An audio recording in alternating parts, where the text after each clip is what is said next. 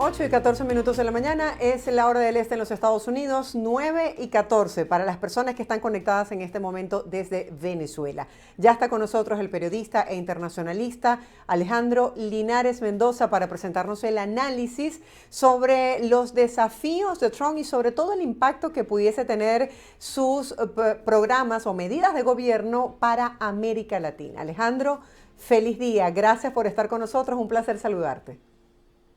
Sí, ya estamos logrando esta conexión con nuestro compañero Alejandro Linares Mendoza. Entre tanto, les comento que ya Edmundo González Urrutia se pronunció a través de la red social X para felicitar al actual presidente de los Estados Unidos, Donald Trump, por su triunfo en esta jornada democrática y dijo: desde la misma responsabilidad como presidente electo hago votos por el fortalecimiento de nuestras relaciones, siempre en beneficio de nuestros pueblos. Ya está con nosotros Alejandro Linares Mendoza para compartir con ustedes lo más importante de cómo se proyecta ahora Donald Trump de regreso a la Casa Blanca. Alejandro, gracias por estar aquí, bienvenido. Hola Marjorie, buenos días, es un gusto volver a acompañarte.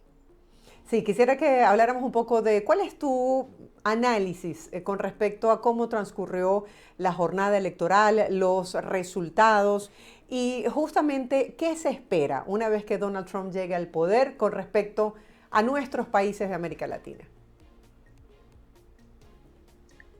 Bueno, el bottom line, la noticia del día, el titular del día tiene que ver con, evidentemente, la victoria de Donald Trump, su regreso a la Casa Blanca.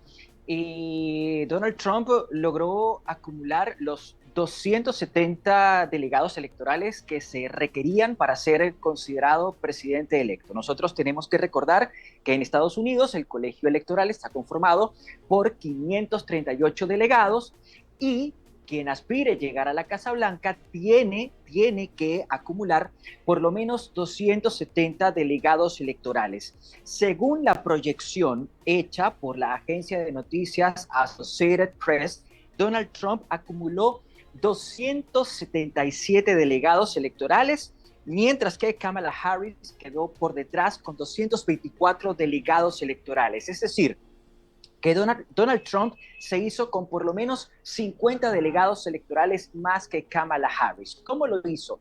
Lo hizo sobre todo gracias al triunfo contundente, aplastante del Partido Republicano en los swing states, en los estados clave. En una conversación anterior, Marjorie, te mencioné que la votación no se iba a decidir en todo Estados Unidos, sino que se iba a decidir sobre todo en 7 estados. Estoy hablando de Michigan, de Wisconsin, de Pensilvania, estoy hablando de Georgia, estoy hablando de Carolina del Norte, estoy hablando de Arizona, estoy hablando de Nevada. Pues bien, así fue. Donald Trump, el Partido Republicano, se impuso en esos 7 estados y fue eso lo que le permitió conseguir, voy a repetir la cifra, estos 277 delegados electorales que lo convierten en el presidente electo de Estados Unidos. ¿Cómo se distribuyó la votación? Pues bien, en el caso de esta elección presidencial 2024, tuvo un enorme peso la votación rural, la votación del Estados Unidos profundo. La característica del votante que favoreció a Trump es la de hombres blancos con poca educación, que viven en el campo, que viven en las zonas rurales, que son de avanzada edad y que se decantan a favor de los temas conservadores. Ese fue el voto que prevaleció en esta elección. También hubo, y esto hay que mencionarlo porque nuestra audiencia es latina, nuestra audiencia es hispana, también hubo un importante apoyo de los hispanos a la candidatura de Donald Trump. No quiero decir con esto que todo el voto hispano se decantó a favor de Donald Trump. Sin embargo, hay que reconocer que al menos en esta elección Trump pudo robarle a los demócratas, que tradicionalmente son favorecidos por los hispanos, Trump pudo robarle a los demócratas parte de ese voto hispano. ¿Cuáles fueron los temas, los issues que dinamizaron el voto?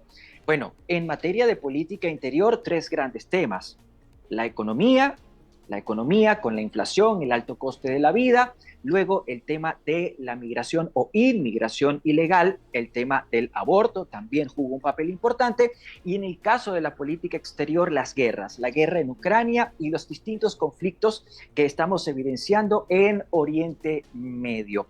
Ahora bien, ¿qué se espera de Donald Trump una vez que llegue, que regrese a la Casa Blanca? Se espera que sea mucho más duro de lo que fue en su primer gobierno, mucho más autoritario de lo que fue en su primer gobierno, y que sus medidas y por tanto sus decisiones sean mucho más fuertes que las que de pronto llegó a tomar o llegó a asumir en su primer mandato. ¿Por qué? Porque Donald Trump básicamente a partir de ahora tiene nada que perder.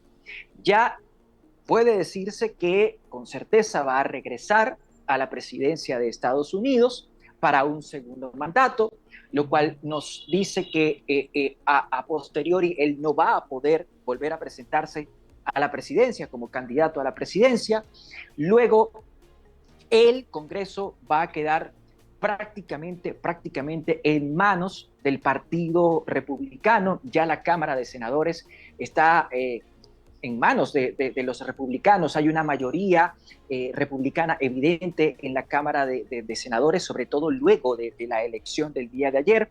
Todo apunta a que la Cámara de Representantes también va a estar dominada por el Partido Republicano. Entonces, Trump va a tener la titularidad del Ejecutivo con un Congreso a favor, pero además hay una Corte Suprema de Justicia en la cual hay una mayoría de jueces conservadores, jueces que muchos de los cuales llegaron allí a la Corte Suprema de Justicia luego de ser nominados por Donald Trump durante su primer periodo, durante su primera gestión como presidente de Estados Unidos. Entonces lo va a tener todo a su favor, y eso, pues, por supuesto, le va a permitir arriesgar muchísimo más de lo que arriesgó durante su primer cuatrienio. ¿Qué significa que llegue al poder con todas esas instituciones a favor y específicamente en cuanto a propuestas económicas? La gente tiene la expectativa que su trayectoria como empresario de éxito sea aplicada una vez que llegue de nuevo a la Casa Blanca. Sí, fíjate, Donald Trump logró hacer creíble una afirmación que no es del todo cierta. Él logró que la gente comprara la idea de que con Joe Biden, con el gobierno demócrata de Joe Biden, la economía de Estados Unidos estaba absolutamente destrozada. Y esta afirmación hay que aclararla, y también hay que explicar por qué esa afirmación no es del todo cierta.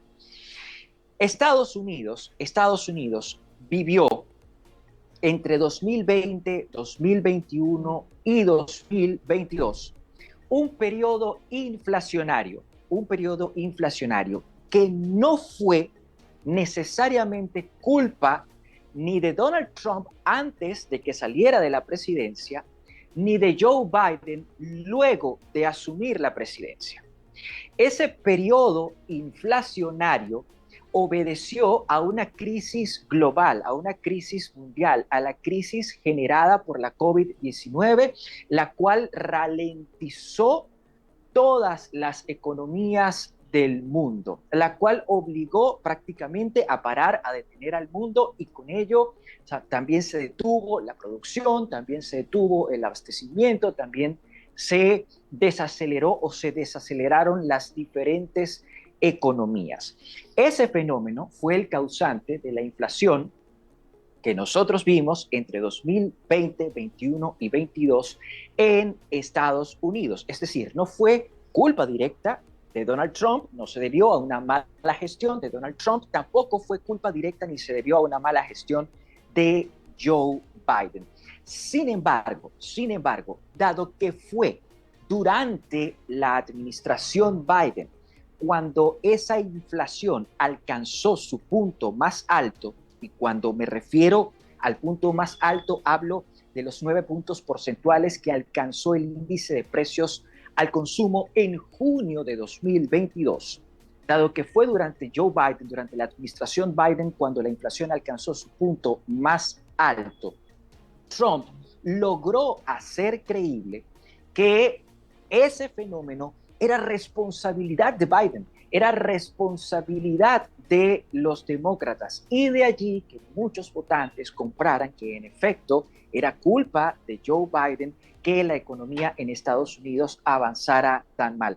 Eso, lo repito, no es del todo cierto, pues Biden junto con la Fed logró que la inflación bajara, por ejemplo, del 9% en junio de 2022 al 2.4% en septiembre de 2024. Sin embargo, lo repito, ya la idea había sido inoculada y pues quedó en la mente del elector que la economía, o más bien los malos números o ese mal pasaje que experimentó la economía de Estados Unidos, dependió de la administración Biden. Ahora, Alejandro, lo cierto es que la gente quiere ver un cambio, una recuperación económica y mayor poder adquisitivo, porque el costo de la vida está bastante elevado aquí. ¿Cuáles son esas políticas que ha adelantado Donald Trump sobre los cambios que impulsaría una vez llegue a la Casa Blanca? Las políticas que podemos esperar para este segundo mandato de Donald Trump no van a ser muy diferentes de las políticas que vimos durante su primera presidencia. De hecho, él ya las ha asomado, por no decir que las ha repetido. Él ha dicho que, por ejemplo, va a trabajar el tema fiscal, el tema de los impuestos, el tema de la recaudación de impuestos, para que esa recaudación no afecte a los empresarios, de modo que se pueda estimular la inversión empresarial. Luego, también ha dicho que va a utilizar los aranceles para lograr beneficiar a los empresarios, a los productores locales, a los productores estadounidenses, por encima de los productores extranjeros o de los empresarios extranjeros. Aquí yo veo cierto peligro. ¿Por qué cierto peligro? Porque se pudiese reeditar la guerra comercial que vimos entre Estados Unidos y China en todo lo que fue el periodo 2017-2021. Entonces, hay que tener cuidado con esa medida arancelaria a lo externo, esa medida arancelaria que pudiese asumir Donald Trump y que pudiese afectar las importaciones, sobre todo las importaciones procedentes de China. Y luego, dependiendo del contexto, Trump podría verse animado a ofrecer ciertos bonos, como los que vimos, por ejemplo, durante la pandemia de COVID en 2020 y 2021, para estimular el consumo. Ahora, esto, si lo hace, si llega a hacerlo, seguramente lo hará midiendo muy bien, midiendo casi que milimétricamente ese gasto, porque una de las cosas que se ha propuesto Donald Trump es tratar de mantener una disciplina fiscal y tratar de aminorar el gasto público. Ahora, Alejandro, nos queda muy poco tiempo, 2 minutos. Quisiera que respondieras a una pregunta de interés para nuestra audiencia venezolana. Una vez en el poder, ¿cuál sería la posición de Donald Trump? Mucha gente tiene expectativa de si va a tener una posición mucho más frontal hacia la situación específica de Venezuela, si va a reconocer a Edmundo González Urrutia, quien por cierto ya lo felicitó y pide el mismo reconocimiento.